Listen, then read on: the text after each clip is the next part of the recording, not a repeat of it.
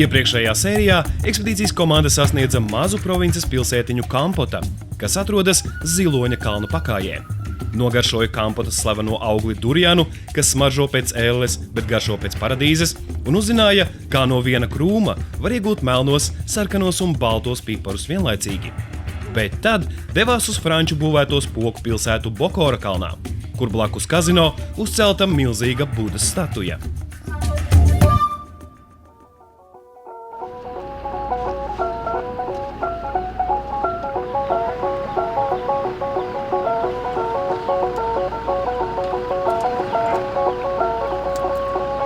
Ekspedīcijas 9. diena Kambodžā sākas mazā piejūras ciematiņā, mājās pie pavadoņa Vandija mātes.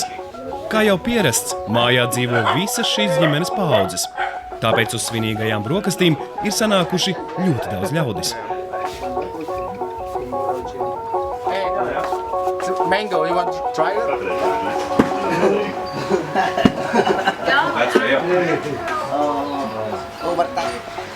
This one is yours. This is our flag. Latvia. Letoni. Kampučijā. Friends. Valodā šur tur, ka, teiksim, Letonija saprot labāk nekā Lastrija, nekā Latvija un... Vispār, jā, es domāju, ka franču valoda tur varētu būt pat gan izvieglāk tik cauri. Jā. Jo, teiksim, tās pašas sarkanās khmerus, viņi uzreiz saka khmer rouge, nevis red khmers, vai, viņiem tas ir tāds dabiskāk. Tā kā, jā, franču ietekme noteikti tur ir.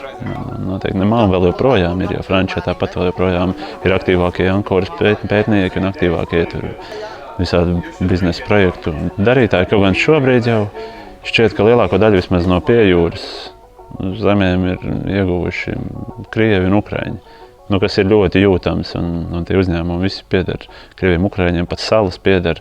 To mēs kartē varam apskatīties, ka viņi paši ir nodēvējuši Koh Kievu, Koh Rusija, un tādas ir salu nosaukums kartēm jau virsū. Es pieļauju, ka tie nav vietējo cilvēku nosaukumi, bet ir vienkārši kartes tājas puiši paši.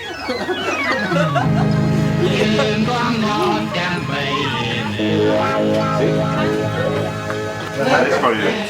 It's very tasty and it's good for your health. It's a corn for you. Watch how Latvians open a beer. You see? This is a Latvian one. And this is Latvian one. Taste it. Taste it. Is it good? It's actually good. Yeah. It's okay. Kāds ir? Karsts. Ļoti ok. Pilnīgi ok. Ļoti cerams. Galīgi normāls. Good morning, Uncle Beer. Huh? Good morning, Uncle Beer. It's good. Yeah, I like It's better. Yeah, it's better. But it's warm, actually.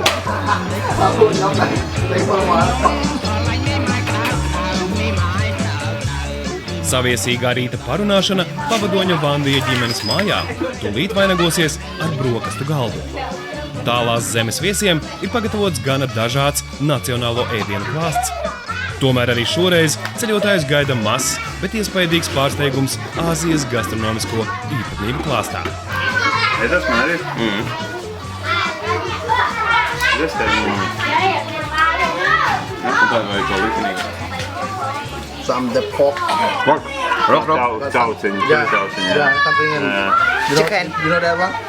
What chicken? This one? Chicken. Oh, chicken. Yes. Yeah, get my mother. Visā Kampučijas iepazīšanas tūras laikā bija 2 reizes, kad es redzēju uz galda ēdienu, kas ir aplipināts ar skudrām. Un pirmajā reizē, tad es to ieraudzīju, es domāju, ka labi, ka mēs neredzam, kā tas viss top, jo tad tā gaļiņa ir atstāta un skudras ir atnākušas un te nu viņas ir. Did they special that with add something, you know? You know add? What's this? Yes. It's in duck. Duck. Tas ir jādams. Tas ir spaņiem gabalīgi. Baigi mati viņam ir. Bet pīlīt ir matēni, vai ne? Tie mēs tā pieņemam. Ingvers. Un es ko pīli, man ļoti garšo pīli. Es 2 reizes mēdzu Latvijā smalkos restorānos. Vīna marinādē ļoti labs ēdiens. Un viņa smukā tādā khmeru var redzēt mērcīties, zaļš, dzeltens. Viņiem tā mērcīte nav tās sarkanā, bet tāds zaļi dzeltenīgs viss ēdienīgs. Un smuks, un es uzlieku šķīvīšu un ēdu to pirmo gabaliņu, kauliņi daudz, jā. Jo viņi putnus nesadala tā, ka tur kājiņa. Viņi tā sakapā vienkārši visiem kauliem, un tad tu nekad nezini, kas tavā gabalā būs. Jā, bet tev skudras. Un pirmā ideja, taču skudras izmet ārā pirmā doma, kur tu lien. Un tad tu ieraugi, ka tas viss ēdiens ir pilns ar skudrām. Un es tā kautrīgi prasu, bet taču viņām tur jābūt. Nu jā, tā ir skudru kaut kāda tur marināda speciālā. Un viņas dzīves, viņas ir tā kā apvārīs, bet daļa dzīves, daļa nē.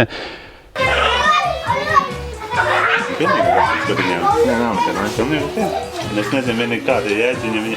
tas ir teviņas ir. Tad mēs viņu... Do you know ants? Ants, jā. Nu, drusku vēl uzēdi. Vairāk negāja iekšā. Ja man tik un tā palika pārliecība, ka arī viņi izdomāja, ka tā ir marināde. Netiešām bija iekļūts skudru posmī droši vien sēdiens. Nu, tas ir arī tāds, ka galvā bišķi svilst. Tāpēc, ka nav. Mums neliekas, ka skudras ir tagad jāēd. Is there some special taste for this ants, yeah? Yeah, sure. Like this one is okay. Like I'll try it. Yeah. And this vegetable, what's this?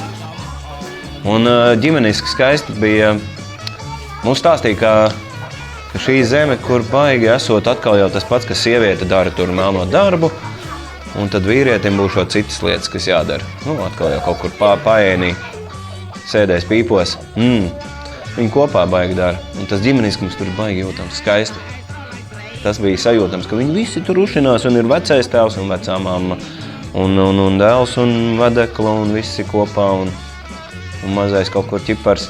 Un viņi tiešām, jā, viens otram visu laiku viņas patur acīs.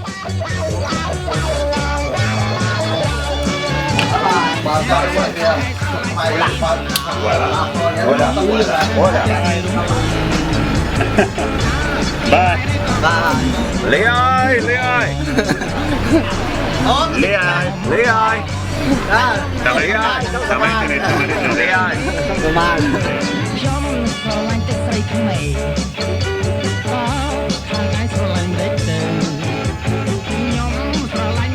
Ba lại cái cam đấy kia đâu. Phun ra đâu.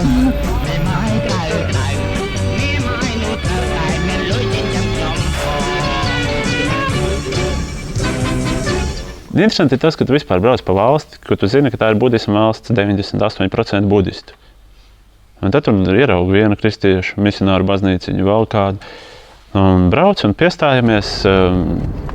Vienkārši interesanti vieta, gribam pastīties, ko viņi tur makšķerē, kādas laivas, tur pēkšņi kaut kādas upes un laivas. Un ejam parunāties, un tad tu pasties riņķī, un pēkšņi visas dāmas ir ar aizsaktām sejām. Un turpat pasties tālāk mošei. Un pēkšņi visam tam pa vidu ir musulmaņu ciemats. Īsts, un tur gan viss ir musulmaņi. Protams, ir pa vidu arī kāds, kurš iet, vēl joprojām budists un tā, bet principā musulmaņi ir tāda vietiņa. Viņi teica, ka esot vairāk punkti, kur musulmaņi ir, un kā jau budistam pienākās, mēs esam atvērti visām reliģijām. Kamēr jūs nestāstat neko sliktu par mūsu reliģiju. Man liekas ļoti skaisti pieeja. Nevis viena taisnība, bet mums jau viņi paši stāsta. Mums viņš ir, tas kā tu viņu sauc, nav būtisks nozīmes. Katram sava ceļa, kā tu līdz tam tiec, un cienāt un godāt arī pārējās ticības.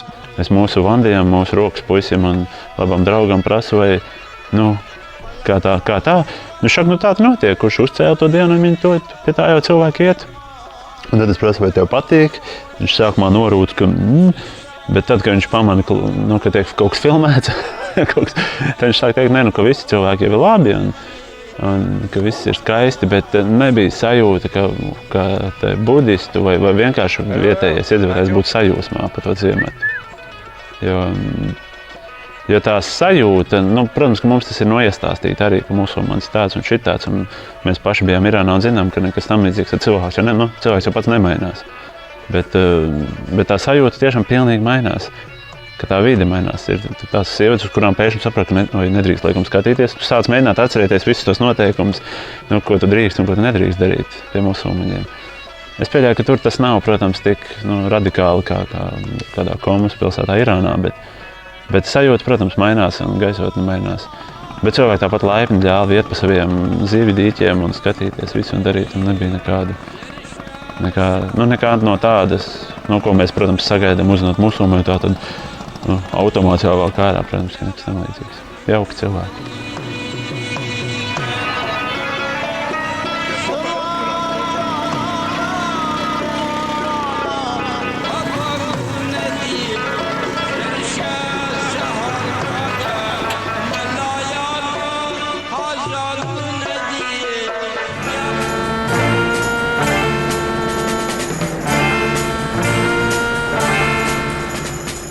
Ekspedīcijas komanda dodas uz Kambodžas lielāko ostas pilsētu Sianukvillu, no kuras ar kuģi būs jāpārceļas uz vientuļo Mērkaķu salu Siamas līcī.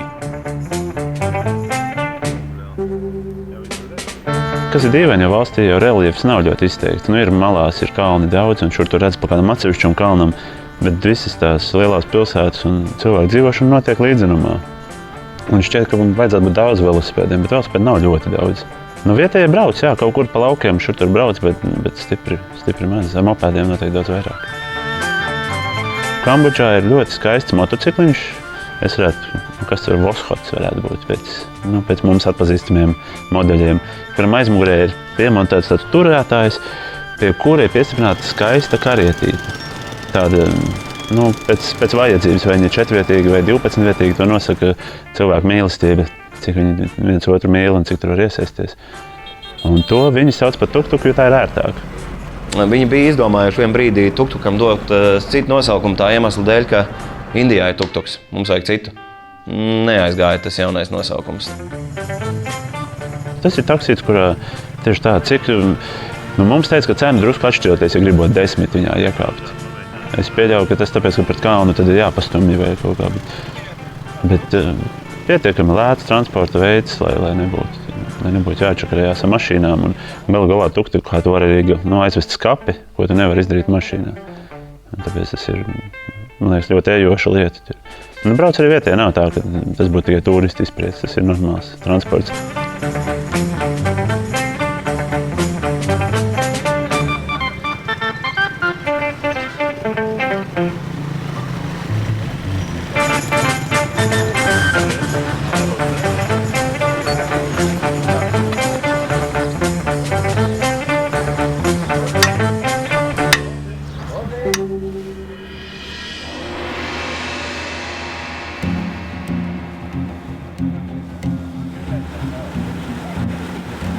Mērkaķu sala atrodas Siamas līcī aptuveni 25 km attālumā no Sianukvillas ostas un pagaidām ir saglabājusi pirmotnējo dabu un mazus zvejnieku ciematiņus.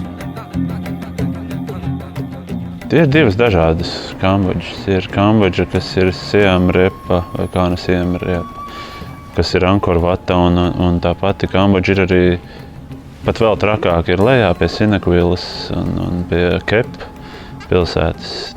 Tur tad ir tāds rītīgs turisms. Pašā galvaspilsētā centrā ir tāds jau biznesa pilsēta, bet visur citur ir tā, ka vēl joprojām ir Kambodža. Valsts ir sākta sabojāt, tas droši vien būtu visprecīzākais, un atšķirībā no Ganas, kurai baigi nedraud turisms.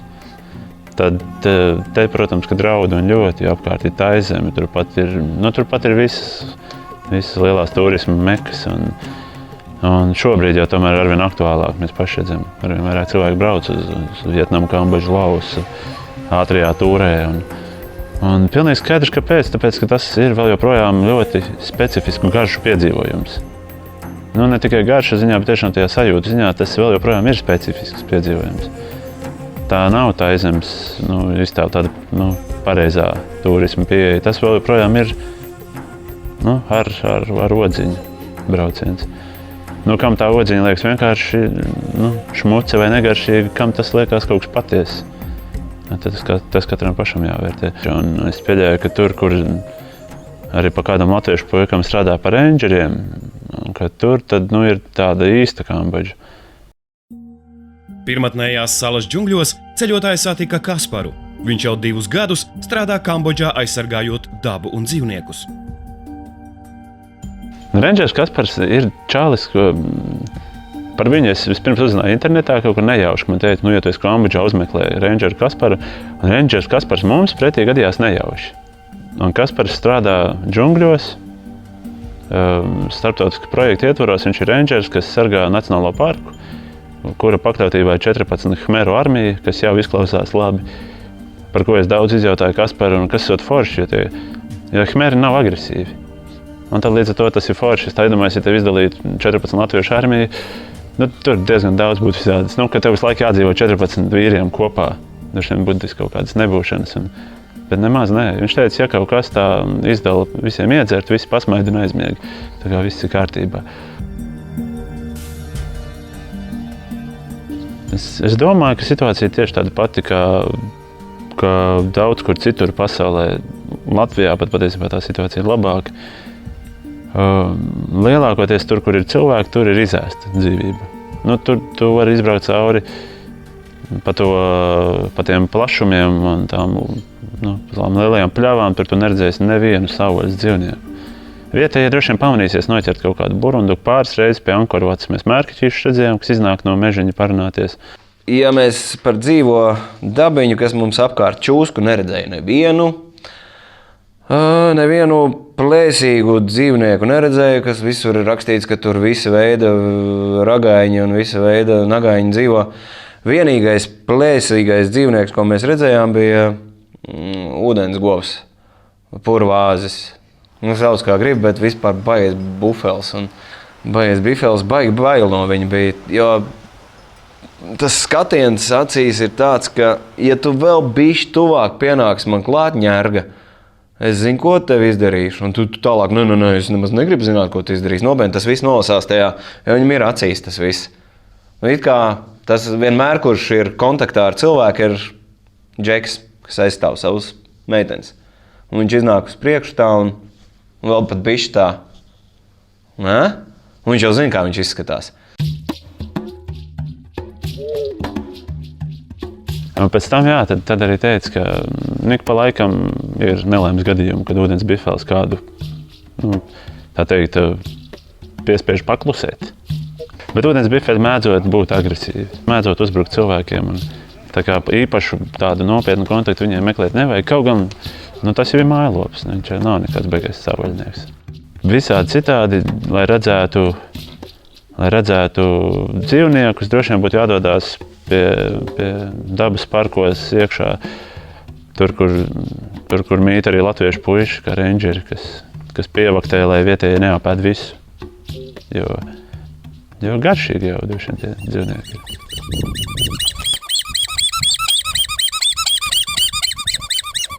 Dzīvā daba Kasparam ir jāaizsargā ne tikai no malumedniekiem. Piemēram, šo īpaši aizsargājamo putnu mazuli viņš konfiscēja kādā mājā un 5 mēnešus uzņēmās putna mammas darbu. Bet, kad putns iemācījās lidot un pats atrast pārtiku, tas uzsāka savu dzīvi džungļos, kas ieskauj Kaspara nometni. Interesanti, ka ir čādi, kas no Latvijas grib kaut ko tādu piedzīvot, gadus tur dzīvot un cīnīties par ekoloģiju un par visu to pasaules ekosistēmu kaut kur reāli ratā. Jo man jau liekas, Gaujas Nacionālā parkā vai, teiksim, pie Rāznes malumednieks var tieši tāpat ķerstīt. Bet cilvēks izvēlējies, viņš gribējis būt. Kaut kādu savu sapni piepildīt, un tā vieta droši vien ļoti piemērota tam. Dzīvot nekurienē bungalo ar 14 khmeru vīriešiem un 2 pavāriem. Man liekas, forši. Tomēr šai idillei ir arī otra puse. Kaspara un viņu kolēģu darbs ir ne tikai ļoti smags, bet arī bīstams. Neskartās dabas iemītnieki nav priecīgi par cilvēka klātbūtni, lai arī cilvēks šoreiz vēlas palīdzēt. Šis dabas parkā mītošais zilonis ir ievainojis kāju, un dabas aizstāvjiem viņš ir jānogādā pie ārsta, citādi zilonis ies bojā. Miega zāles ir tikai šīs sarežģītās operācijas sākums. Tagad zilonis ir mierīgs un vairs neuzbruks cilvēkiem, bet nedrīkst pieļaut, ka tas apguļas. Tāpēc Kaspars ar kolēģiem viņu vilina uz īpašu sprostu. Vairākas tonnas smagais dzīvnieks tiek transportēts ārā no džungļiem, lai to nogādātu īpašā rezervātā. Šī operācija ir ilgusi vairākas dienas. Tajā iesaistīti 10 vietējo cilvēku, policijas spēki un speciāla tehnika. Un ir lepnums, ka viens no tās vadītājiem ir Kaspars, latvietis, kas šobrīd dzīvo Kambodžā. Man patīk tur latvieši satikt arī. Visi, kas tur dzīvoja, arī bija tādi bišķi jau ierāvuši khmeriņos. Kaut kas laikam tur ir lipīgi, jo viņi neviens no tiem, ko es satiku, nebija tāds, ka, latvieši. Tiešām, kaut kas tur ir lipīgs, tātad kaut kas tur ir gaisā. Jā, viņi smaidīgi un laimīgi un apmierināta dzīve. Un domā, ka atgriezīsies mājās arī vienu dienu, ne jau tā, ka man te ir tik forši, ka es nekad nebraukšu mājās. Tā nē. Varbūt, ka es paķeršu vēl kaut ko, jo, tā vieta laikam iedvesmā. Mērkaķu sala ir 78 kvadrātkilometrus liela, un šobrīd to pārsvarā klāj pirmatnēji džungļi. Tomēr šādus dabas skatus iespējams mēs redzam pēdējo reizi, jo ārzemju investori jau ir sākuši izcirst kokus, lai būvētu infrastruktūru milzu turisma kompleksam. Tas aizņems ap 80% no salas teritorijas. Šeit būs arī lidosta un 100 viesnīcu. Mēs esam vieni no pēdējiem lieciniekiem šim dabas brīnumam. Uz salas ir 3 ciematiņi. Sala ir diezgan liela. Mēs apdzīvojām pavisam nelielu mazu maliņu no tās salas. Tā sala ir diezgan liela. Mēs aizbraucam, pavadām pirmo vakaru, tā teikt, iepazīstamies tur, kas tas tāds vispār ir, sala, pastaigājas. Un tad otrā dienā mums iestāstīja, ka vajag iet pārgājienā pāri salai. Salas sastāv no tādas pamatīgas grēdas, kalnu grēdiņa. Un, ka vajagot iet otrā pusē, jo tur esot 7 km, cik tur gara, vientuļa, balto smilšu pludmale. Arī tur, kur mēs bijām, arī tur jau bija ļoti skaista balto smilšu pludmale. Un, protams, ka man bija grūti iestāstīt, kāpēc ir jāiet. Bet labi, es biju tam ilgi jau gatavināts, man tika uzkabināta lielākā mugursoma. Teica, ejam!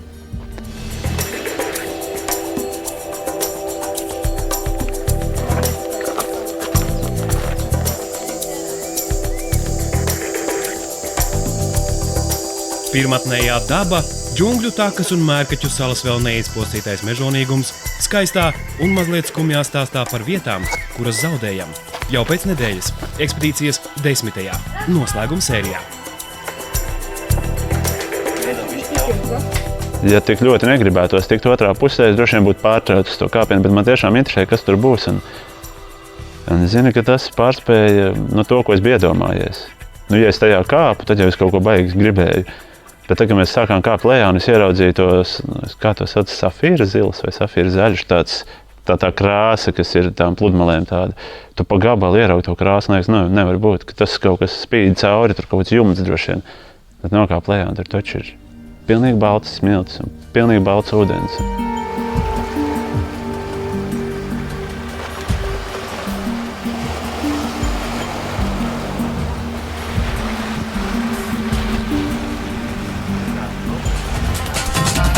Ekspedīciju piedāvā gaļas pārstrādes uzņēmums Nākotne, GPS centrs, alus Tērvete.